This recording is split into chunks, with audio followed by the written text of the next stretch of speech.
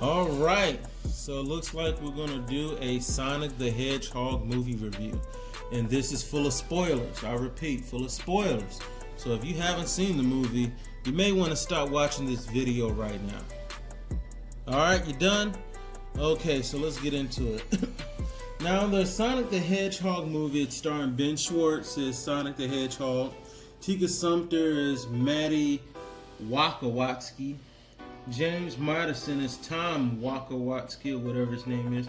And of course, Jim Carrey is Dr. Robotnik. Now, the way the movie starts off, it's pretty cool. It kind of starts them off in a green zone from the video game. Only thing that I didn't like about the beginning of the movie is that instead of putting in the characters that we all know from the cartoons and from the video games, they added someone called Longclaw or something like that. This owl. And I guess that was who raised Sonic. And that really isn't Sonic canon, but I guess they just figured they wanted to maybe save characters for sequels.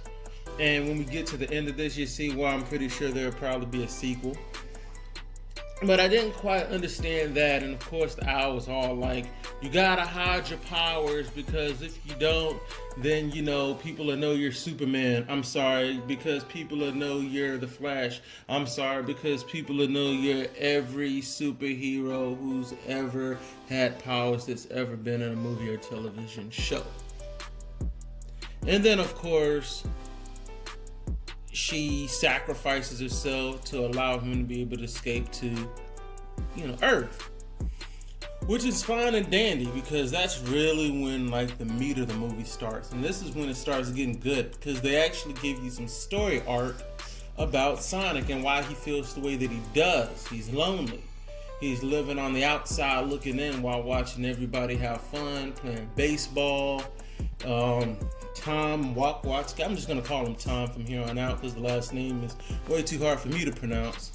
But, he calls him the Donut Lord because he's always seeing him talking to his donuts. And then he calls his wife, the pretzel queen, I guess because she's always doing yoga, which looks like she's being in a pretzel. And he's just watching everything in this small town in Montana happen from the outside in.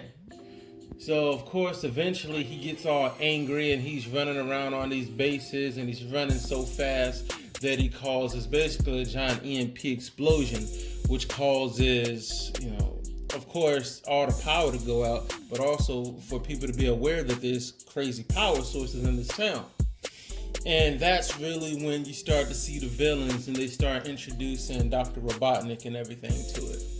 I thought that was cool because it showed why Sonic felt the way he did, and also how come people were after him. Jim Carrey, who did an amazing job as Dr. Robotnik, it started off showing that he had issues with power.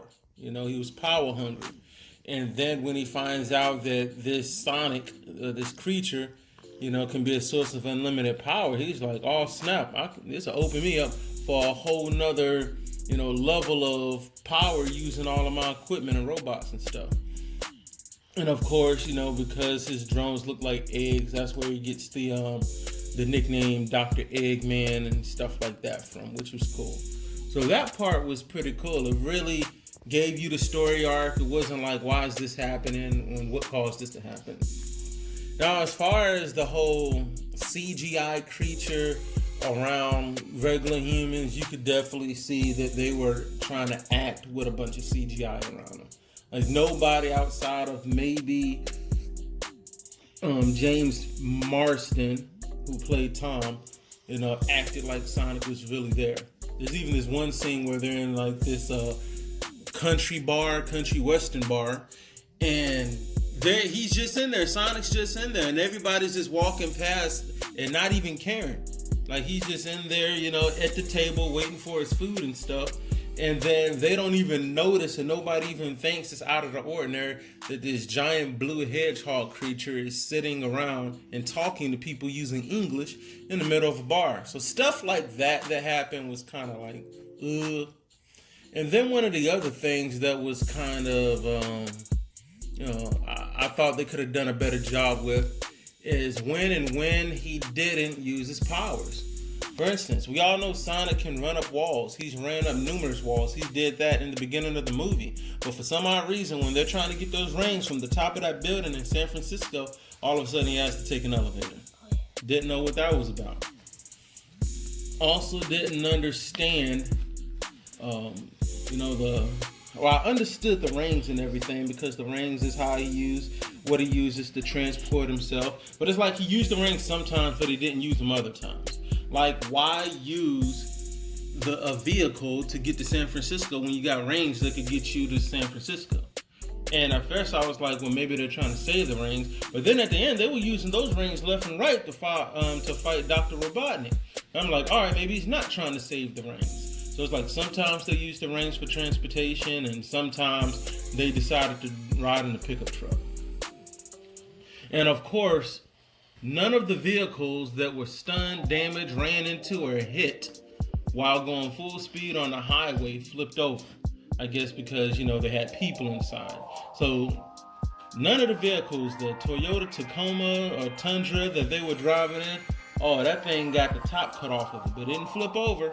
And then there was even this point where Dr. Robotnik hits a minivan full of with a family in it, with an EMP, and this thing just slides, but no wheels come up off of the ground. So I thought they kind of went a little bit fast and furious with some of the physics when it came to the video game, to the vehicles and stuff like that. But that was fine. But getting back to Sonic, another good thing that I like about it is how they did show his powers when they did. And they give you a lot of Sonic in this movie. It's not like one of those movies where they show Sonic and the next thing you know, you're dealing with a bunch of people and then Sonic comes back. Like, when Sonic really turns that power on, the blue lightning starts coming out of him. Next thing you know, he's able to knock fully functional vehicles that look like mini tanks over on their side. And if you know anything about Sonic folklore, he has the power to do that because his power is unlimited. So that was pretty cool, especially at the end. And then there was this other part on it where Sonic, he's going against Robotnik, and he even does the thing where he jumps up and does the dashing. If you know from the video game, he can jump up and do the blue dashing and hit things with it. And that's how he pretty much takes Dr. Robotnik out. Now my buddy, my co-star over here, Mr. J, a whole bunch of zeros, 3,000, has something to say about it as well. So go ahead, what you got to say? So, what about the end of the movie? What happened then? I thought the end of the movie was pretty cool because, of course, you had that last battle where Sonic really shows his full potential. I thought it was interesting that everybody in this small little town was automatically okay with this little hedgehog without asking questions. But that's fine because it sets it up for him to have a place to be able to live at the end. Now, at the end, he knocks Dr. Robotnik into one of the rings that sends him to this mushroom zone, or this mushroom world. And that's where Dr. Robotnik is stuck, and he's stuck there for, all the way, that's the end of the movie. I guess until the sequel when he decides to come back with a robot Sonic or something like that. But it was cool that he was able to do that. If you know anything even about the cartoons and stuff, they deal with a lot of dimensional transportation and stuff like that. So it'll be nothing for Dr. Robotnik to come back from that dimension or that world, with some new gadgets, or maybe even another Dr. Robotnik from another world or another dimension going to save him and setting him up with what he needs to go ahead and try to take care of Sonic. But what about the very end? Oh, you mean the bonus scene where we get to see Tails? Yep. Yeah. And that was cool because that sets it up for the sequel right there. And I'm hoping when they do the sequel and they have Tails show up, maybe they'll add in some of the extras, such as Knuckles. Maybe we'll even get to see Peaches and Cream. And who knows? They could go with Robot Sonic, and they could even bring in Shadow the Hedgehog. But I think if you were going to do like a bunch of sequels, I would save the next one for maybe like Robot Sonic, and then the third one bring in Shadow the Hedgehog, because then people are going to show up. But that was pretty cool as well. Now going back to Dr. Robotnik, played by Jim Carrey. Jim Carrey gave you classic Jim Carrey.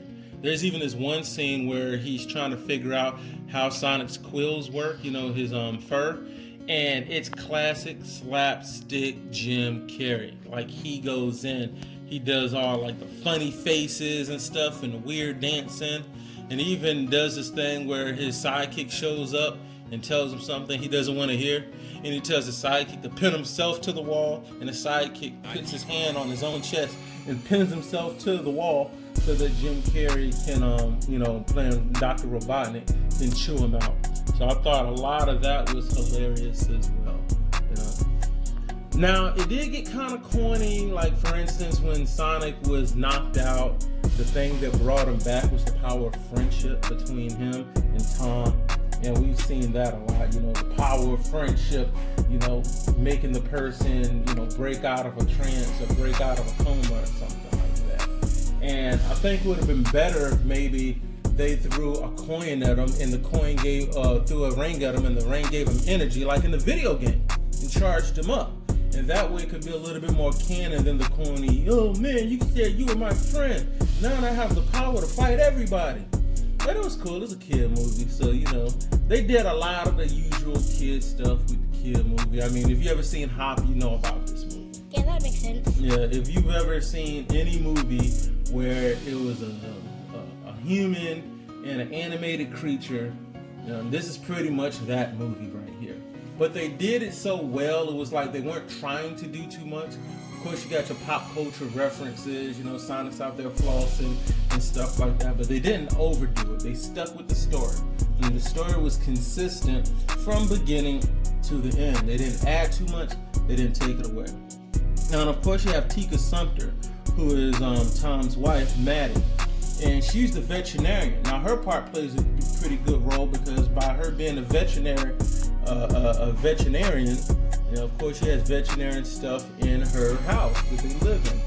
One of those being the tranquilizer gun that Tom uses to stop Sonic and catch him, which kind of builds that whole relationship starting up right there.